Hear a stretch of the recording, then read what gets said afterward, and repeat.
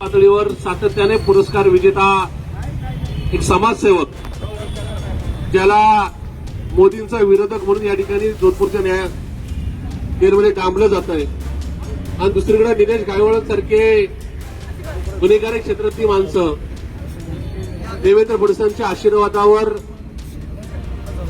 लंडनला स्वित्झर्लंडला पासपोर्ट आणि व्हिसाच्या द्वारे पळून जात आहेत. या सगळ्या गोष्टीचा धिक्कार आणि निषेध व्यक्त करण्याकरता हे आंदोलन करण्यात आलेलं आहे. जे कोणी लंडनला गेले असतील, युकेला गेले असतील, या ठिकाणी त्यांना त्याची कल्पना आहे की लंडनला, युकेला, युएसला जायला काय अडचणी असतात.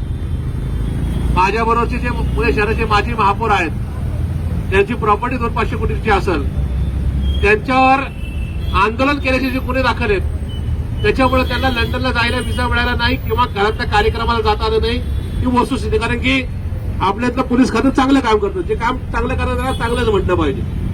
पण कुठेतरी राजकीय दबाव होतो.